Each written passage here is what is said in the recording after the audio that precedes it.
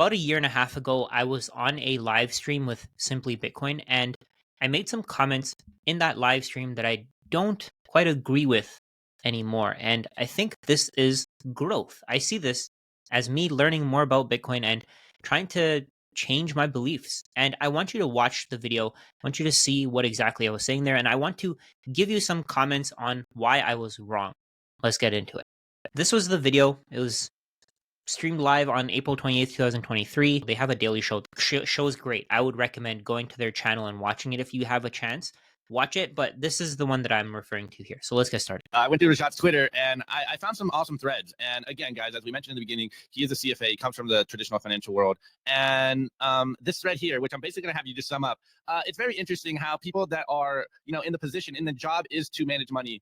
No one understands how money works. And it's very interesting that when you come to Bitcoin, it not only revolutionizes your whole worldview, but then you get back to the basics and you ask the simple question, what is money? Anyways, Rashad, tell us your little Bitcoin story, your journey, and we'll jump into some of these other tweets that I got here. In 2020, when the pandemic, the lockdowns happened, I had a lot more time to just spend learning, taking the time to understand what's going on around me.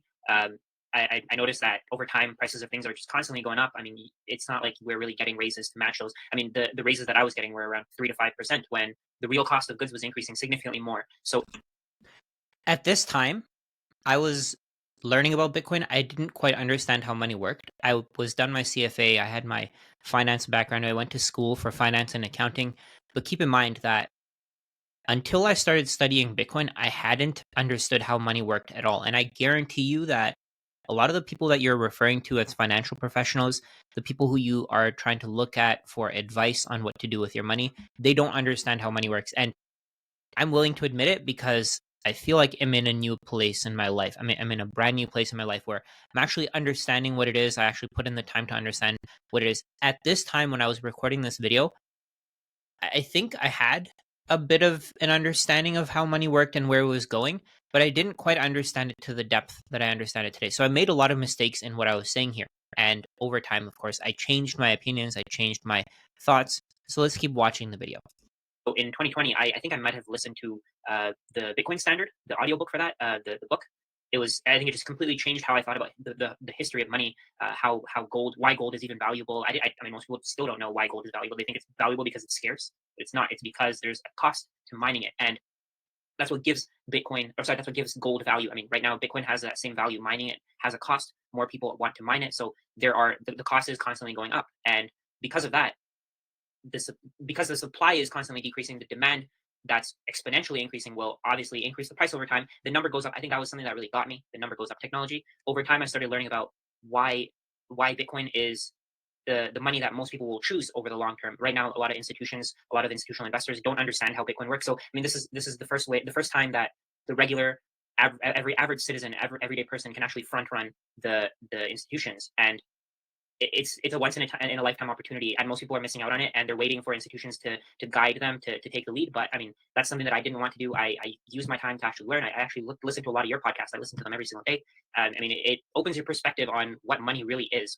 It's a way to transfer value. It's really nothing else. It doesn't have to be physical. It doesn't have to be tangible. I was wrong there. So I said it's a way to transfer value. It's not. It's also a way to store value. It's also a way to account for value. Today, we use the US dollar as a way to transfer value. And that's what I saw back then. I thought the US dollar was money. Today, I've radically changed that opinion. I think that Bitcoin can replace every other asset as a store of value, as a medium of exchange, and as a unit of account.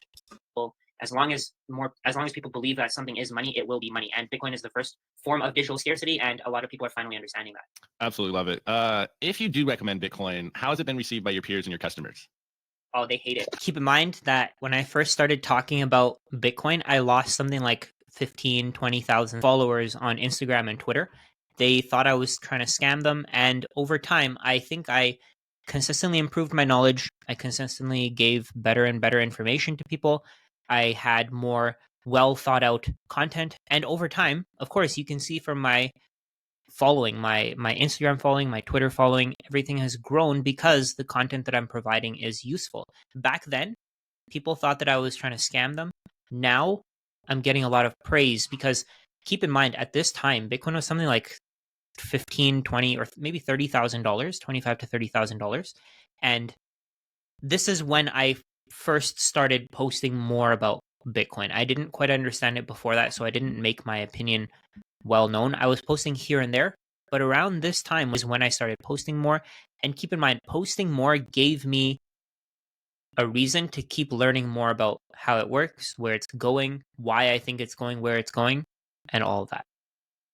Out there, I don't really care. I think in the next 10, 15 years, the people who are hating on the posts that I make, I'm okay with it, right? Because it challenges their beliefs. And when your beliefs are challenged, you're always going to be pushing back, right? So, I mean, the comments on a lot of my posts, they're telling me that I'm a sellout, but at the end of the day, the people who aren't putting in the research are the ones that are sellouts, right? So they're not making a knowledgeable decision. They're not making a logical decision. They're going based on the fact that the US dollar will always be money and that will never change. So I think a lot of the people who are making money from the legacy system, they're making money and they're okay with it. They're happy with it, but they don't realize that there's billions of other people who have no bank accounts, who are constantly living in poverty because the money that they're using is just losing value day in, day out.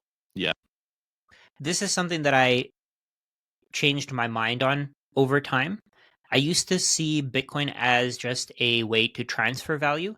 Now I see it as a way to store value, to account for value, and to just do pretty much everything that we need money to do. I also do agree with what I said back then. A lot of the people who see the US dollar as money and they want the US dollar to continue being money, the only reason why they want the world to continue on that path is because they make so much money by using the US dollar to leverage, to borrow money out of thin air, to create money out of thin air, and then to buy things that are going to increase in value over time. So, for example, without the US dollar, I strongly think that real estate prices would be significantly lower than they are today, because what people can do is they can borrow money. They can have a bank create money out of thin air, give it to them, and then they can add to the demand for housing. So they can go ahead and buy a house to invest in. To they can buy this house and then they can rent it to someone else, and then they can make cash flows from it. And that entire thesis breaks down on a Bitcoin standard, because you can't create Bitcoin out of thin air.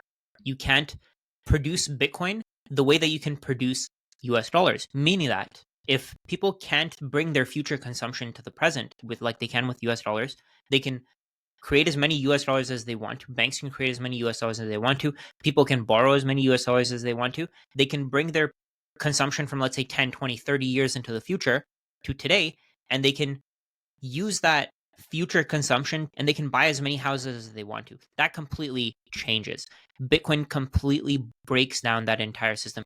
And I don't think I had quite thought of it that way when I was recording this video. In April of 2023, the level of knowledge that I had was significantly lower than what it is today. And over time, I'm proud to say that I've been humbled. I've been learning a lot more. I've been paying attention to what other people say, and I've been changing my opinion. And that's just how growth happens. Three more. I do have some more tweets over here that I think are very good, and it's stuff that we say all the time on the show. So I can tell that you're definitely listening. You go, Warren Buffett, Bitcoin has no value. Hillary Clinton, Bitcoin has the potential for undermining currencies, for undermining the role of the dollar as the reserve currency, for destabilizing nations, perhaps starting with small ones, but going much larger. And I love the pun you put here. How can something with no value undermine the dollar? Something that apparently has value and destabilize nations. And we kind of talked about this off air. You were saying the same thing, how it doesn't have to be tangible for people to accept it and for people to see the value in Bitcoin. So have you always been this radical? Sorry. What was that? Have you always been this radical, or did Bitcoin, explode your whole worldview? No, Bitcoin changed everything, man. I think before Bitcoin, I really did think that money has to be tangible. I used to be the one that the type of person who would save a little bit of cash at home just in case for emergencies. My mom used to always have just money at home, just cash. And I want to tell her, oh, this money is constantly losing value. But I mean, most people aren't going to understand that because they don't. I mean, financial literacy isn't taught in schools, right? That's my personal goal. I want to start with teaching people how to save money, how to increase their income, how to decrease expenses, and then move over to the Bitcoin side of things. I wouldn't even say that this view is radical. I think it's just logic, right? I mean, why are they scared of something that has no value? At the end of the day, I mean, if you're thinking about it that way, you're realizing that there's a lot of lies out there, and if you fall for all of them, I mean, you're just putting yourself behind, right? You're falling for their trap. 100%. Couldn't agree more. We do have a good question here, and I kind of asked it as well, but just to be clear, Roman asked, is it frowned upon by the certification folks? I'm not sure if you've watched my video talking about how the CFA Institute came after me for being too bullish on Bitcoin, but now you know that that's exactly what happened. So now you know that the CFA Institute did come after me. At this time, keep in mind, I wasn't on anybody's radar. Nobody was complaining about me. Nobody was looking into my content. The CFA Institute had no idea I even existed. I was just a number. Over time, of course, that changed. People complained about me. They said to the CFA Institute that I'm too bullish. I'm not making claims that I've researched. I haven't done the research to be able to give this kind of information out, this kind of guidance to people. So I got reported, and the CFA Institute eventually said that the reports are based on nothing. Your peers, the people that go to these schools that spend their time learning the traditional financial world, what are they telling you about Bitcoin? I think the CFAs, the people who've actually gone through the actual education, they understand why Bitcoin is valuable, right? I think they understand that you need to you need to be logical when you're making these investment decisions. A lot of there's for some reason there are a lot of people who are financial advisors who haven't done the research, but they're telling people not to buy Bitcoin because Bitcoin is speculative. At this point, I don't think it is anymore. And even the CFA Institute, I mean, they're introducing blockchain, right? It's not like they're ignoring it. When companies like when companies when I mean, the CFA Institute is a company. The company knows where the world is going. They're part of the finance industry. So if they're the ones that are talking about blockchain, if the new curriculum includes blockchain technology, then I don't get how people who know anything about the CFA are arguing against blockchain and Bitcoin. Yeah, I mean, it's kind of something that Bitcoiners always say is anyone that really has done the research and at one time was a Bitcoin skeptic, after going through the research, everyone gets transformed into a Bitcoin believer. I've seen. I completely agree with this. People who haven't studied Bitcoin will always tell you that, oh, it's going to zero. It's going to, it's a scam. It's a pyramid scheme. It's a Ponzi scheme. It's like tulips. They'll always say this to you. And I strongly believe that the people who are saying this, the people who are financial advisors, the people who are CFA charter holders, and they're telling you that Bitcoin is a Ponzi scheme, they should have their charters stripped from them. They should not have those charters because they haven't done their due diligence. They're actually making the CFA Institute look bad by not doing their due diligence and reporting on something that they don't quite understand. Seen this happen over and over and over again, and a lot of us basically come to Bitcoin with the idea of trying to debunk it, and then we just become ardent Bitcoiners. Anyways, that's exactly what happened with me. I came into Bitcoin thinking, oh, this thing is worthless. It's going to zero. It's a Ponzi scheme. And over time, the time that I put in, the level of research that I did changed my opinion. And this part here is, I think, one of the biggest changes that I made to my mindset, to the way that I understand Bitcoin. I used to think that we're always going to need stocks, we're always going to need to save in houses.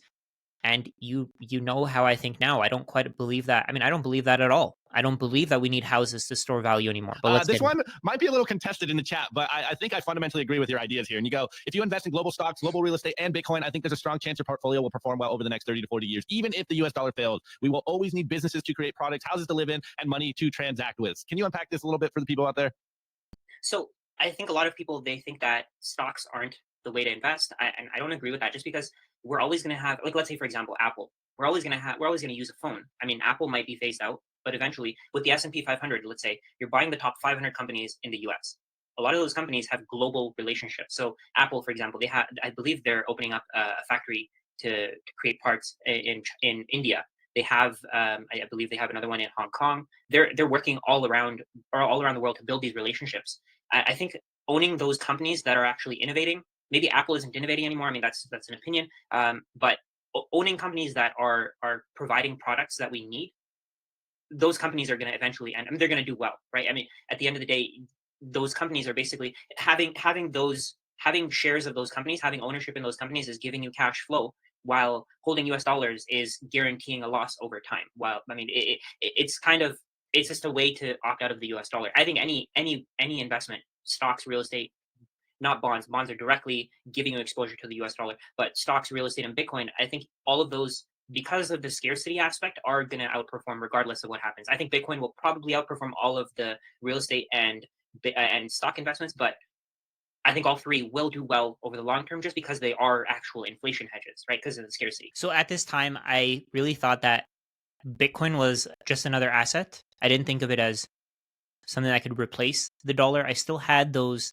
I still made those assumptions that the US dollar will be around for a long time. And somebody actually left this comment. Seeing this now really makes me think about what I had missed back then. So somebody said, "Why would I buy the second best return on my money?" And I completely agree with this now. I do strongly believe, why would you want to buy the S&P 500 where you're getting a 10% return? Why would you want to buy real estate where you're getting a 5% return, when instead you could just buy Bitcoin, hold on to it, and not have to think about whether or not the company that you're buying is going to outperform, whether or not the real estate property, the building that you have, will actually be standing 10, 20, 30 years from now, when you don't have to think about what your tenants are going to do to your property. You don't have to think about whether your tenants are going to burn it down. You don't have to think about whether your insurance will come through if something does happen to the property. Instead, you can just buy Bitcoin, hold on to it, not even have to think about any of these things, and just live your life. Yeah, I'd agree that any company that can have sats flowing in that can be profitable on a Bitcoin standard, I think it'll be a little time, a little delay before we know which ones are going to be able to make that transition. But there will be companies in the future, guys. Anyways, this last tweet I have here, in the sake of keeping this a little brief, what would you say to people out there that maybe have a CFA that doesn't recommend Bitcoin? Because what we really try to do here is get Bitcoin into the average person's hands, just, entertain them, but also give them the message. And I really like the beginning of this tweet. You said eventually it will be next to impossible for the average person to own an entire Bitcoin. Anyone who doesn't pay attention now will be fighting for scraps later, just like any other monetary asset in the past. And this is something that I believe as well. And this is something that I try to get across to everyone that will listen. We have the opportunity of a lifetime right now to stack Bitcoin. And most people are going to fight you when you're trying to give them the keys to their cage. So what would you say to the average person? What is your Bitcoin pitch to people that will listen to your advice? Honestly, I don't care if they buy. They don't have to buy if they don't want to. Just do the research. Take the time to learn about how Bitcoin works. Don't just assume because you saw Jamie Dimon say that Bitcoin is a pet rock. Don't just assume that it is. These people aren't trying to help you. They're trying to make money, right? I mean, bankers. I used to work at a bank. I know exactly where. I know exactly how banks make their money and their main way of making money. Let's say, for example, I worked on the bond desk at one of the Canadian banks. The fees that people paid were more than the returns that they were getting. So the money that you expect to be increasing in value over time, it's actually going into these bankers' pockets. So I mean, just do the research. I don't. It doesn't matter if you buy or not. If you want, go and buy $1's worth. Maybe it'll get some skin in the game. It'll get you to start doing research. But at the end of the day, it's all about knowledge. It's about making better decisions. When you're just ignoring a whole asset class, you're missing out for the future. Right? I don't know many millennials, many Gen Z that own gold. Right? They own Bitcoin though. So there's a reason for that. And people assume that these younger generations are stupid, but maybe there's something you're missing out on. So over time, you've watched my content. You know how my ideas have changed. I may have become more radical. I've had the CFA Institute come after me, and I'm happy for that. I think that them challenging me gave me more of a reason to keep studying what I'm studying. They send me emails saying, you need to justify the basis of your argument. And that's part of the reason why I kept studying more and more and more. And I kept trying to learn more about where this thing is going. I strongly believe that people won't be using real estate as a store of value going forward. I don't think that people will be buying stocks blindly the way that they do today. People just buy stocks because they see that stock values keep going up. If they hold on to US dollars, the US dollar value keeps decreasing over time, and it'll keep decreasing over time. On the other hand, on a Bitcoin standard, if you're getting paid in Bitcoin, if you're getting paid with Bitcoin through, let's say, Lightning or whatever other network that we use, you know for a fact that you have a certain amount of Bitcoin out of the 21 million total supply. Nobody can change that. Nobody can make it so that there's going to be 22 million in the future, 25 million, 30 million, 50 million in the future. If that happens, the entire system breaks. And I don't think people are going to want that. People aren't going to allow that to happen. I don't think the people who are running nodes are going to want that to ever happen because they own Bitcoin. And if that happens, they lose the value that they hold in the Bitcoin network. I used to talk about how important cash flow is, but I don't quite agree with that either anymore. The only reason why you need cash flow is because the value of the dollar keeps decreasing. You need cash flow with real estate because if you don't have cash flow, it's extremely difficult to maintain the properties that you have. Let's say, for example, if you own a rental property, you have to pay property taxes, you have to pay maintenance, you have to pay for repairs, you have to pay for all of this. My opinion has changed over time. I used to assume that people will continue to buy real estate as a store of value, as a way to save for their future. And you've seen my videos, you've seen what I say. I think that the price of a house will continue to decrease. So why would you buy a house when you know for a fact that the value of that house in terms of Bitcoin is going to decrease over time? So right now, the value of a house is about 4 Bitcoin. In the future, it'll be 1 Bitcoin. It'll be 0.1 Bitcoin. I genuinely think that there's going to be so much supply that comes to the market. People have such a massive incentive to produce houses and to fulfill the demand for houses that there's going to be so many houses on the market that the price of a house is going to decrease below 1 million Satoshis. I didn't believe that back then. I didn't even think about it that way back then. Now I think about it that way. now I can't stop thinking about it that way. My entire day is basically just focused on studying Bitcoin, on understanding how Bitcoin works, and making it easier for other people to understand how Bitcoin works. And over time, I think this is the most important thing you can do. You can change your opinions, you can change your beliefs, you can change everything that you know about something just based on studying a little bit more and understanding that you don't know everything. You don't know what you don't know. That was me back then. I didn't know what I didn't know. I didn't quite understand that real estate is actually destroying our society. Real estate is one of the reasons for why people aren't having kids. People aren't able to have families. People are getting married older and older because they can't afford to buy a house. They can't afford the stability that comes with owning a house. And that's one of the biggest problems that we have today.